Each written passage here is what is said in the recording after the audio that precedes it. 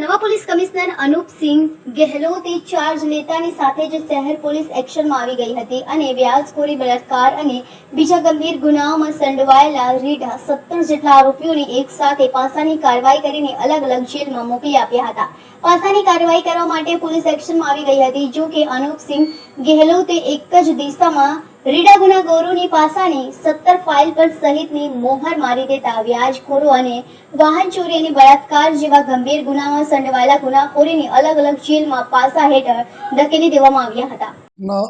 આવનાર ચૂંટણીને ધ્યાને રાખી અને સુરત સિટીમાં કાયદો અને વ્યવસ્થા સરસ રીતે જાળવી રહે તે માટે છેલ્લા અમુક સમયમાં જેટલા બી ગુનેગારો હતા, જો બુટલેગિંગ સાથે સંકળાયેલા હતા, મારામારીના બનાવોમાં સંકળાયેલા હતા, प्रॉपर्टी ऑफेंसेस में संकળાયેલા હતા અને સાથોસાથ જાતિ સતામણી જैसे પોસ્કો એક્ટ વગેરેમાં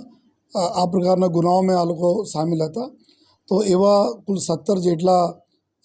ગુનેગારો પર જો પાસાના કાર્યવાહી કરવામાં આવી છે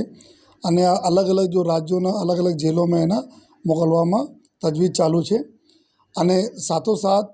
કુલ 25 જેટલા ગુનેગારો છે જેના તડીપારના પ્રક્રિયા ચાલુ કરવામાં આવી છે, જેના બી ટૂંક સમયમાં એના ઉપર બી નિર્ણય જો લાગતા વળગતા જો એસીપી એના તડીપાર ચલાવી રહ્યા છે એના ઉપર બી કાર્યવાહી થશે. અને આવનાર સમયમાં જો અમારી લિસ્ટ અમે લોકો એક તૈયાર કરી છે કે જેટલા બી ગુનેગારો છે, જેટલા લોકો જો એ શહેરના શાંતિ અને વ્યવસ્થાને ખોરવે છે, જેટલા જો જાહેરમાં ગુનાઓ કરતા રહે છે, જો આ તમામ લોકો ઉપર જો પોલીસનો વાચ છે અને તમામ લોકો પર જો આવનાર દિવસોમાં બી સખત કાર્યવાહી અમે લોકો કરીશું.